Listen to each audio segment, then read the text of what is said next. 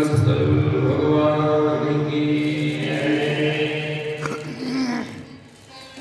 शरणागत वत्सल भगवान की पूज्य सद्गुरुदेव भगवान की अनंत महामहिमामय नाम संकीर्तन भगवान की जय।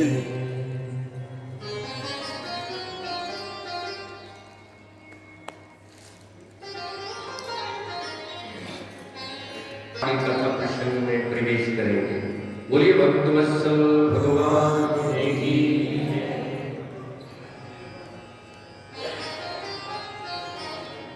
भगवान की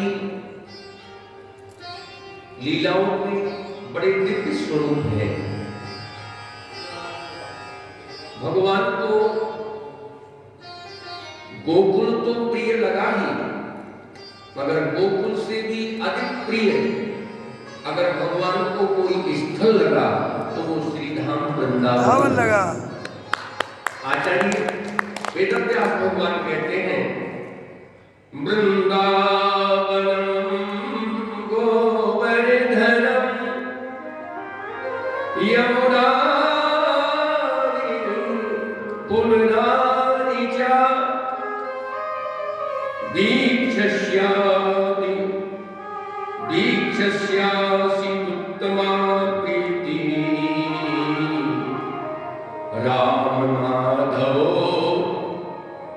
यो नृपः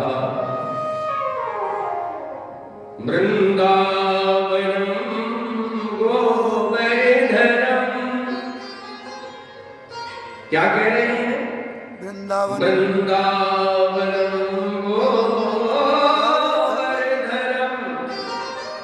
यमुना पुनरानि च।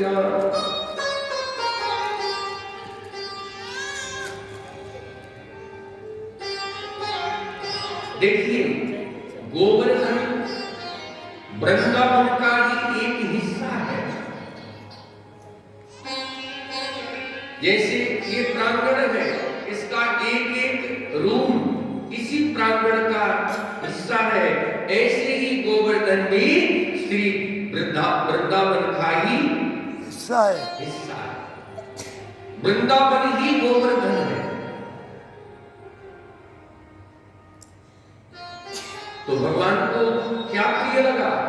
वृंदावन वृंदावनम गोवर्धनम।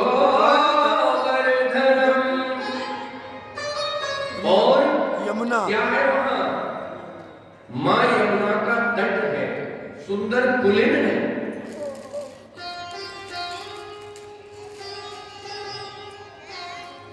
गोकुल से भगवान ने समस्त गोकुल वासियों के साथ श्री वृंदावन की यात्रा की।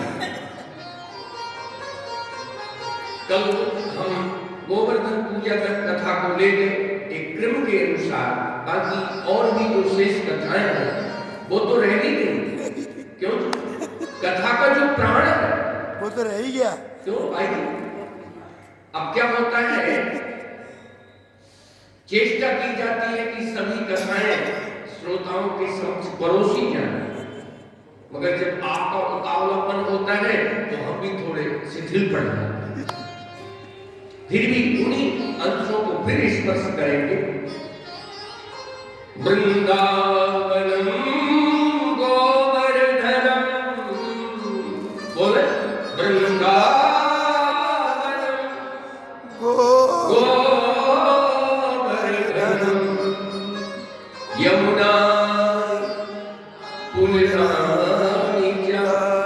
भगवान को इसलिए जोड़ करके इस श्लोक में जोड़ करके रखा गया वृंदावनम गोवर्धनम।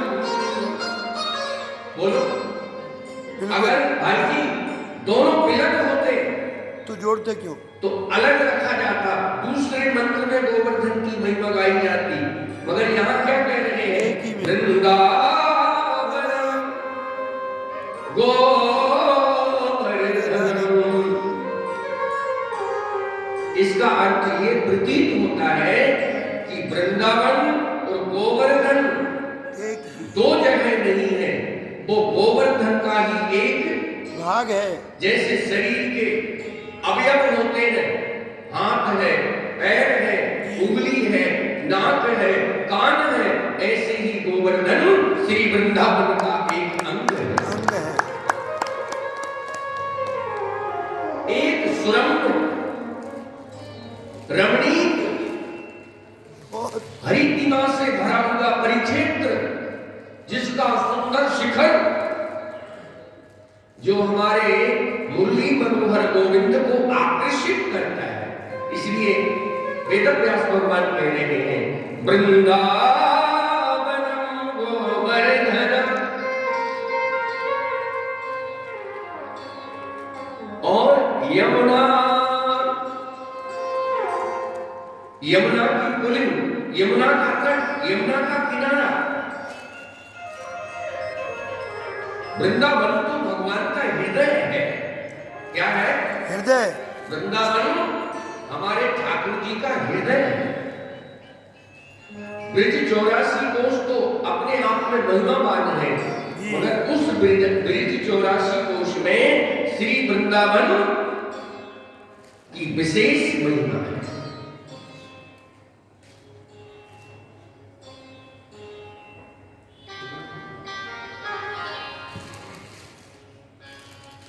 चलो रे मन वृंदावन की ओर, चलो रे मन वृंदावन की ओर, चलो रे मन वृंदावन की ओर,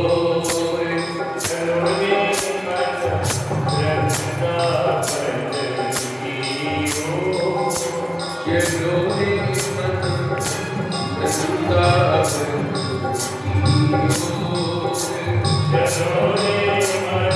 चलो रे मन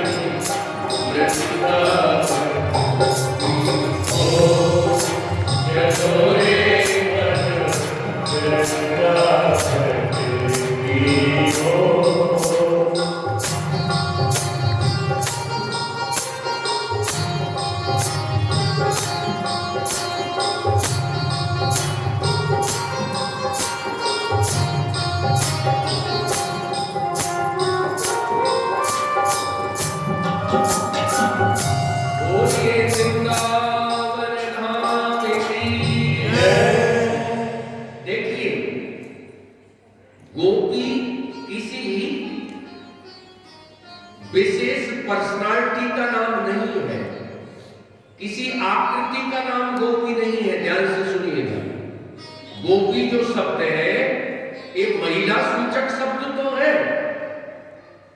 बोलो, ध्यान से सुनो। आप बताइए, जैसे राष्ट्रपति और प्रधानमंत्री भाई जी, बोलो, अब उस पद पर कोई भी बैठे, महिला बैठे या पुरुष बैठे, कहोगे राष्ट्रपति या कुछ और कहोगे? राष्ट्रपति। वर्तमान में हमारे देश की राष्ट्रपति महोदया महिला शक्ति है, द्रौपदी मुर्मू, मगर उनको राष्ट्रपति कहते हैं कि कुछ और कहते हैं? राष्ट्रपति। बोलो ना जोर से, राष्ट्रपति। ऐसे ही गोपी किसी लिबास या किसी एक आकृति का नाम नहीं है। गोपी भी जैसे राष्ट्रपति पद वाचक सूचक शब्द है, ऐसे ही गोपी भी एक पद है। गोपी एक भाव है, एक भाव दशा का नाम ही गोपी है। उसमें पुरुष भी हो सकते हैं, महिला, उसमें मातृशक्ति भी हो सकती है। अभी हमारे देश की राष्ट्रपति कौन है? द्रौपदी मुर्मू जी। हमारे देश की वित्त मंत्री कौन है? एक माता जी, सीतारमण। बोलो क्यों नहीं? क्या वित्त मंत्री की जगह वो माता जी तो कुछ और बोला जाएगा क्या? नहीं राष्ट्रपति की जगह कुछ और बोला जाएगा क्या? नहीं हाँ, महोदया